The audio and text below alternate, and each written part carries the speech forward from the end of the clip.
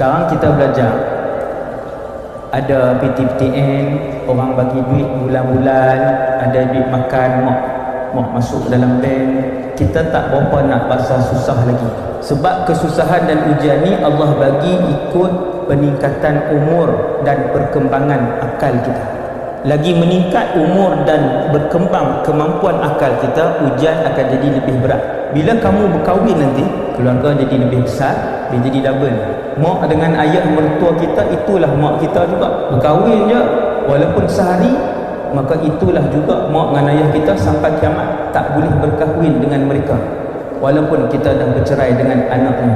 Keluarga jadi besar, adik ipar, kak ipar, abang, itu campur dengan adik-adik kita, maka ujian semakin banyak. Maka ketahuilah, dunia ini ialah alam ujian. Hari ini kita belajar, setahun sekali Allah uji dengan 1-2 ujian. Tapi bila masuk alam masyarakat, perkahwinan, ada keluarga, ujian itu dia jadi banyak. Tak habis satu ujian minggu ni, belum pun selesai ujian yang minggu pertama, minggu kedua Allah bawa ujian baru. Kerana dunia bersamaan dengan kesusahan. Kita mula rehat apabila kita pergi ke alam barzakh. Sekiranya hidup kita di taman syurga, bermulalah rehat kita.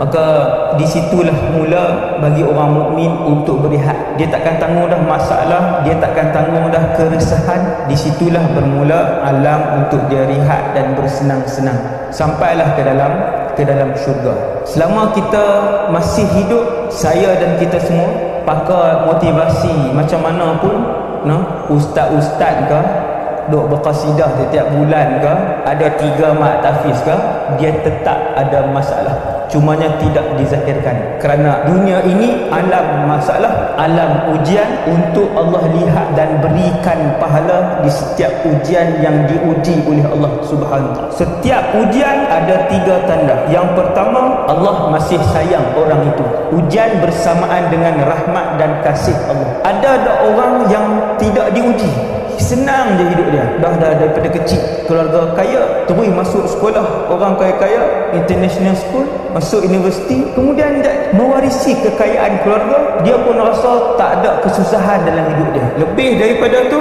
ada orang Allah bagi dia senang, sakit pun tak. Orang yang langsung tidak diuji oleh Allah ialah orang yang telah pun tidak dipandang oleh Allah Subhanahu wa taala.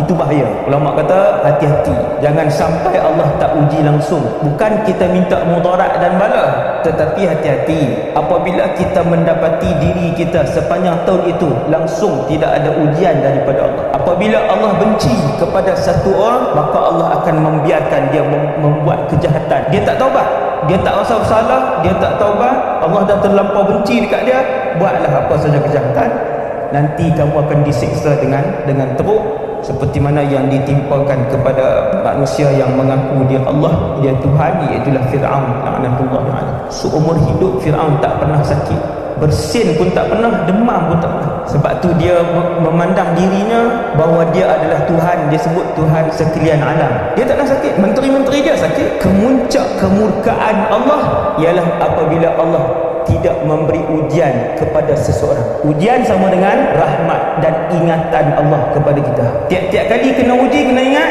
Allah masih sayang. Nombor 2, setiap ujian menghapuskan dosa lama. Dia membersihkan, bersih sampailah dekat dengan ajal kita telah pun bersih.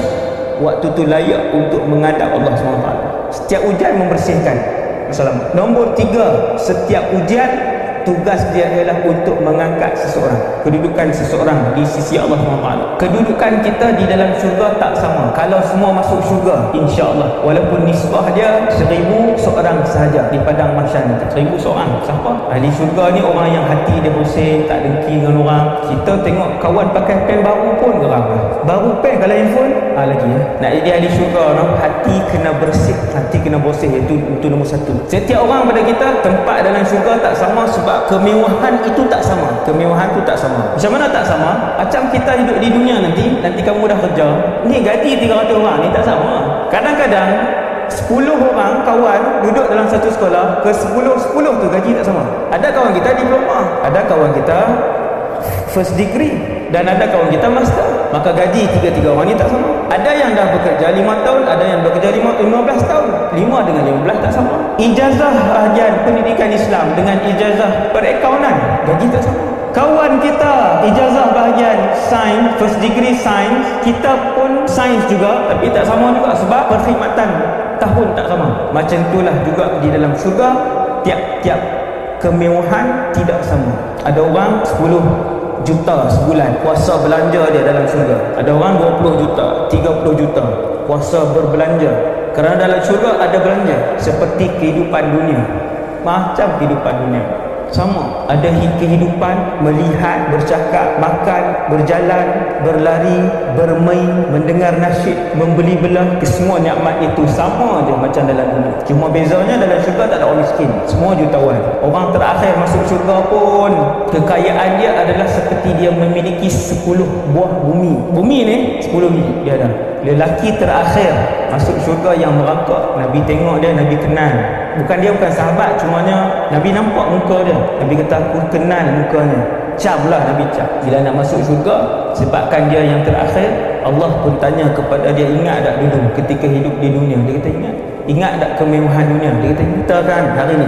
Kita tahu siapa orang paling kaya di Malaysia, siapa di dunia, siapa lagi jutawan-jutawan yang ada.